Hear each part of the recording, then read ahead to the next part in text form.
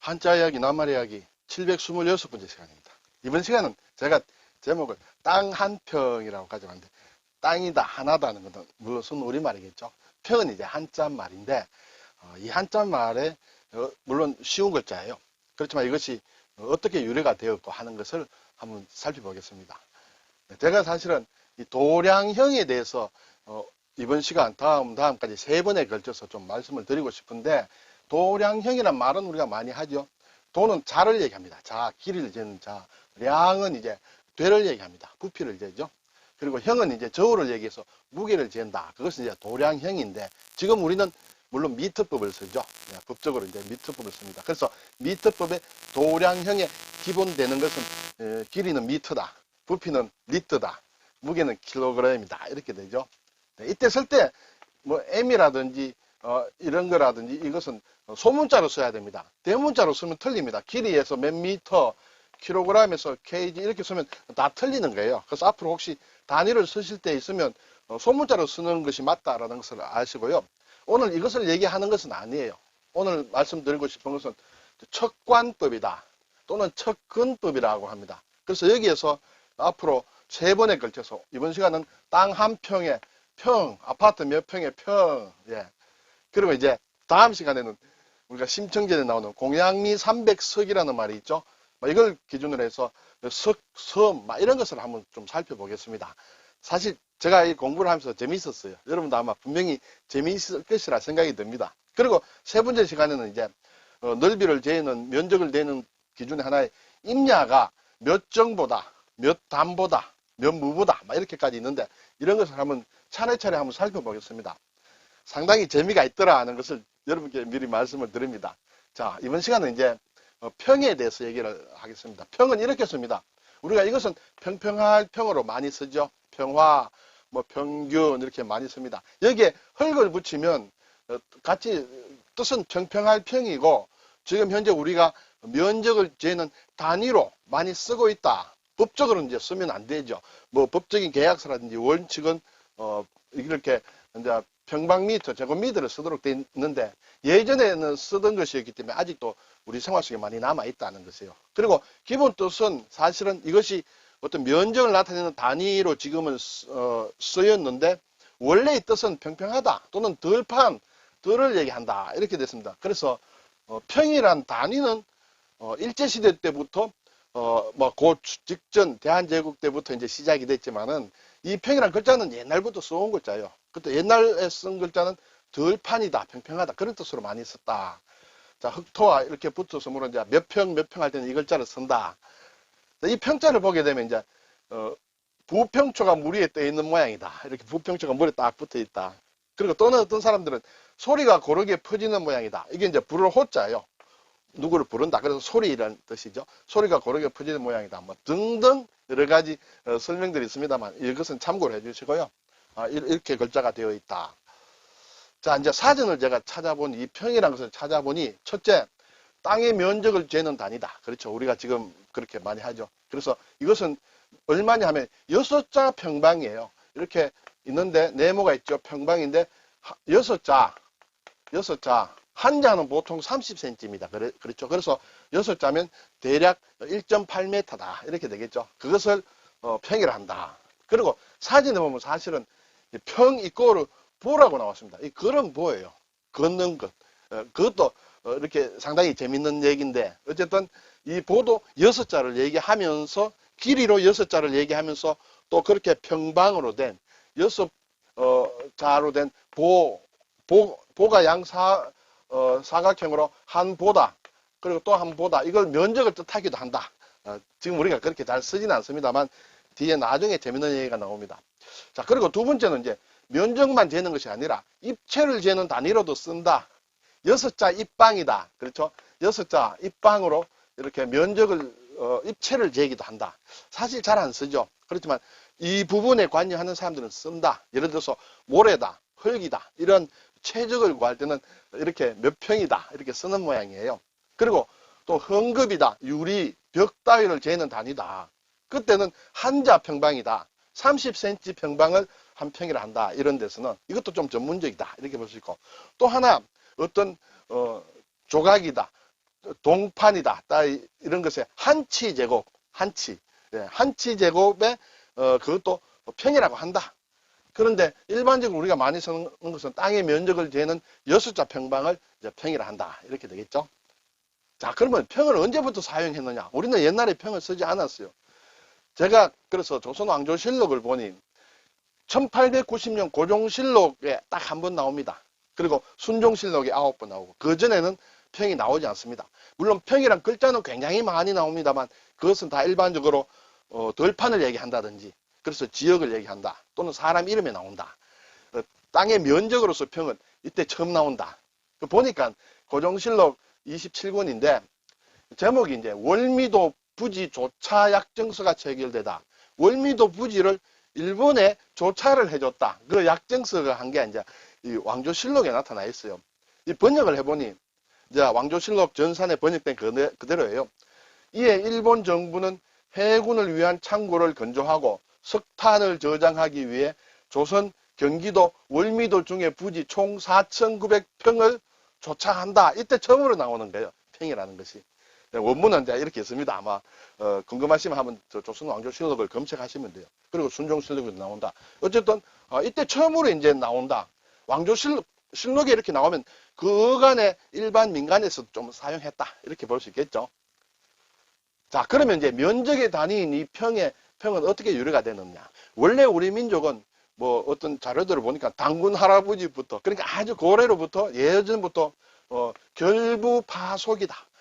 이렇게 이걸 가지고 단위를 써가지고 쓰고 왔어요. 그리고 이 결부파속은 뭐 멱이다, 짐이다, 한짐 진다, 또는 한 줌이다, 한 줌, 한 웅큼을 얘기하죠. 그리고 한 단이다, 뭐 이런 것을 얘기하는데 이제 오래전부터 쏘다가 뭐 삼국시대, 고려시대도 그렇겠죠. 그래서 조선 세종대왕 때 이걸 조금 이제 정비를 합니다. 좀 정비를 해가 고종 황제 때까지 이제 이렇게 쓰는 거예요. 쓰가 왔는데 갑자기 이제 평이 들어옵니다.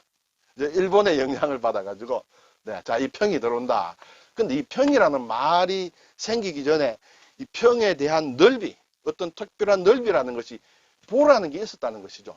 보는 걸음을 얘기하기 때문에 일반적으로 몇 보 같다 하면 길이를 나타내지만은 보가 길이도 나타내면서 동시에 넓이도 나타낸다. 그래서 이렇게 보라는 것은 사람이 이렇게 한 발자국 뛰고 두 발자국 뛰는 걸 이걸 한 보라고 합니다. 이렇게 해서 시작해서 한 번, 두 번까지 간 걸 가지고 한 보랍니다. 왜냐하면 그건 전에 말씀을 드렸는데 이 보자 글자 안에 이렇게 발이라는 글자가 있죠. 발지자가 있다. 옛 글자를 보면 이 발지자가 두 개예요.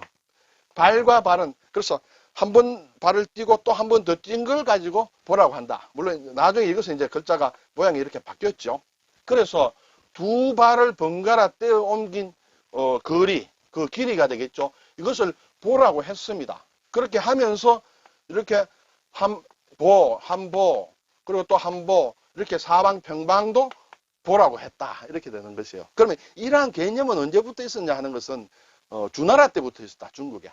그리고 일본에서도 나라 시대 때부터 이 정도 큰 사이즈의 크기의 면적을 구하는 단위가 있었다. 근데 우리는 그걸 안 썼다. 우리는 결부파속제를 썼다 이것이에요.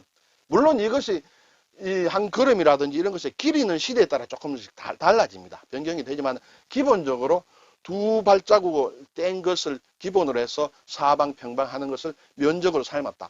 이것과 이것이 같은 것이에요. 사실은 이 글자가 이 보를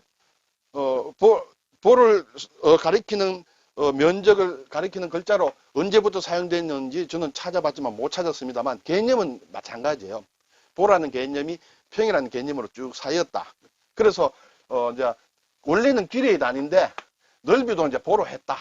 네. 그리고 이 보라는 것은 나중에 평이라는 것과 같은 어떤 개념, 같은 면적으로 보았다. 이렇게 되겠어요. 그래서 주로 이제 지금도 사실은 씁니다. 주로 임야는 보라고 쓰고 건물이나 대지 등은 평으로 쓴다. 그래서 정보라는 게 있어요. 임야 몇 정보 할 때는 이 보자가 들어가요. 결국 이 보는 평이라는 뜻이에요. 그래서 뭐 정보는 3,000평이다. 또 담보는 300평이다. 할 때 보와 평은 같은 개념이라는 것이에요. 사실은 연구하는 사람들의 글들을 보니까 저기 일본에서도 사실은 나라 시대 때부터 이러한 개념은 있었는데 제대로 정착된 것은 풍신수길이 그렇죠. 도요토미 히데요시 이제 임진왜란을 일으킨 사람이죠. 이 사람이 이제 태합금지라는 1582년은 임진왜란 발생하기 10년 전에요. 일본의 전국에 이제 땅을 이렇게 면적을 조사를 하는 것이죠. 물론 세금을 제대로 거두기 위해서 그렇겠죠. 어쨌든 이때부터 이 평의 개념을 사용을 했다. 뭐 이렇게 나오기도 하고. 그리고 어쨌든 일본에서도 명치 시대에 이제 척관법이 제대로 이제 정비가 됩니다. 그때 이제 평이란 글자까지 확실히 가져와서 지금의 평 개념을 만들었다. 이것이 우리나라 대한제국의 도량형법이 1909년으로 법정화될 때 이것이 들어왔다. 아까 앞에서 조선왕조실록은 1890년에 처음으로 나오지만은 그래서 왕조실록이 기록이 되지만은 법정화된 것은 1909년이다. 이렇게 되겠습니다. 그리고 이제 계속 이 평이 우리의 이제 어떤 청량 단위로 돼 오다가 1976년에 법정 계량 단위의 지위가 상실됐다. 결국 미터법으로 됐다. 그리고 평은 이제 사용하면 안 된다라는 게 이런 게 법조화됐는데 현실적으로는 사실은 우리가 많이 쓰고 있죠. 그렇지만 따지고 보면 이것은 일본 말이고 일본에서 온 것이다. 네, 일본의 어떤 잔재를 미워하시는 분들은 평을 써서 안 되겠나? 그렇지만 입에서는 평이라는 게 많이 입에 붙어 있고 또 면적도 평이라는 건 대략 이렇게 개념에 들어오죠. 어떨까요? 네. 자, 이제 평하고 평방미터 계산하는 거 물론 한번 제가 한번 가져와 봤습니다. 여기에서 한 평이라는 것은 6자예요. 그렇죠. 6자. 6자는 것은 한 자는 주로 보통 30cm로 얘기하는데 정확하게는 30.303 이렇게 된다. 이것을 곱하게 되면 3.305785 이렇게 되는데 외우기 힘들죠. 저는 사실 예전부터 이것을 이제 3.305785인데 한 평은 3.305785 평방미터인데 저는 이것을 외웠어요. 한 자리 반 올리면서 3.3058은 쭉 외워서 평과 평방미터를 이렇게 환산할 때 제가 썼고 지금도 기억하고 있습니다. 여러분도 이 정도는 외우셔도 괜찮으리라 생각이 되고 또 사실은 구하교에서 인터넷에 들어가면 금방금방 환산은 됩니다. 그리고 1평방미터는 0.3025평이다 이렇게 되겠어요. 네, 그래서 이제 이걸 가지고 이거 숫자만 알면 이제 계산이 되겠죠. 계산이 되는데 예를 한번 볼까요? 예를 들어 한 평이다. 이것은 제가 3.3058 평방미터 제곱미터다. 그리고 1제곱미터는 0.3025평이다. 이래 됐죠. 평을 이제 제곱미터로 바꾸게 되면 예를 들어서 100평이다. 100평은 제곱미터로 어떻게 되느냐 하면 3.3058 곱하면 돼요. 그렇죠? 330.58 제곱미터다. 금방 나오죠. 요것만 외워놓고 있으면. 그러면 이제 이것을 가지고 계산하게 되면 100평이라는 것은 0.3025를 나누면 돼요. 이것은 곱하게 되고 이것은 나누게 됩니다. 네, 그래서 사실 두 개 다 기억하기는 쉽지 않습니다. 이거 하나만 기억을 해도 됩니다. 이렇게 바꿀 때는 이렇게 평방미터로 바꿀 때는 곱하면 된다. 자, 그리고 이제 반대로 제곱미터를 평으로 바꾸게 되면 어떻게 되느냐. 이때는 1000제곱미터를 3.3058로 나누게 됩니다. 위에서는 곱하게 되죠. 나누게 되면 이제 302.50평이다. 이렇게 나오고.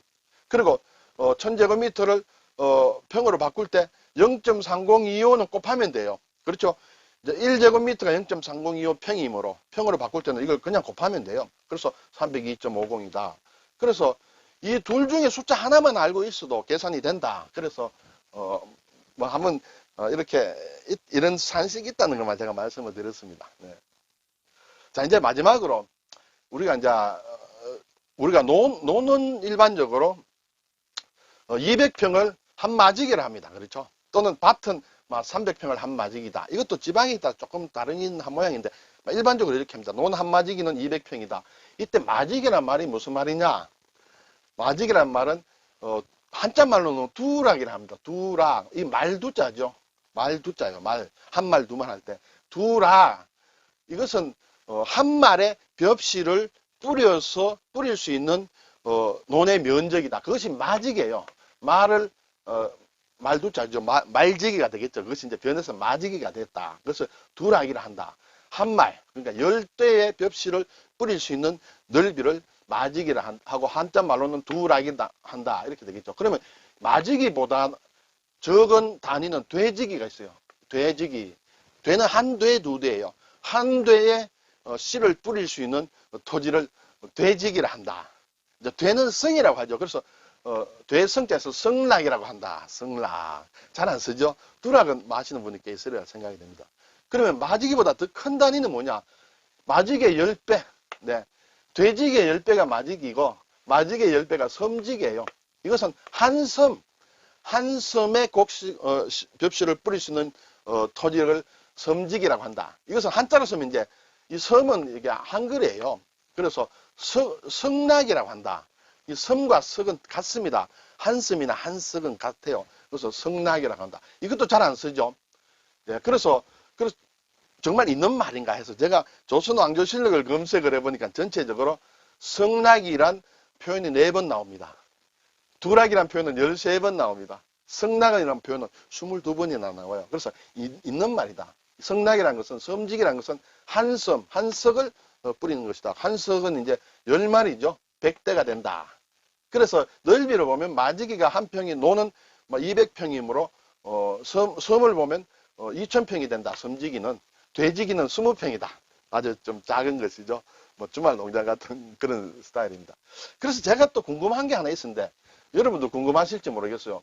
왜 락을 쓰느냐 하는 것이에요. 앞에 성이다, 두다, 석이다 하는 것은 같은데 왜 락을 쓰느냐. 이제 뿌림으로 락을 쓰겠죠. 떨어진다. 벽시가. 그래서 제가 왕조실록을 자세히 보니까 이런 표현이 있어요.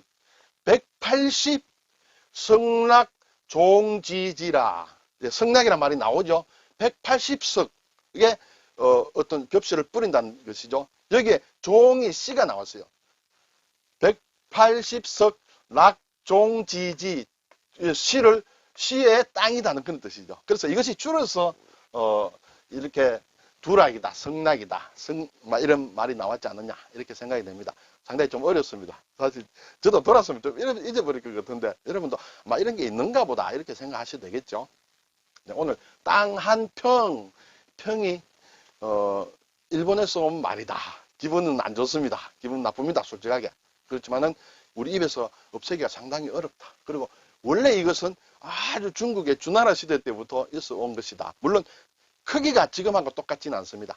이 길이라는 게, 보의 길이라는 게 항상 이렇게 시대마다 많이 바뀌었기 때문에 그렇습니다. 어쨌든 지금은 사방 1.8m, 그렇죠. 6자를 가지고 평방을 내는 걸 한 평이라 한다.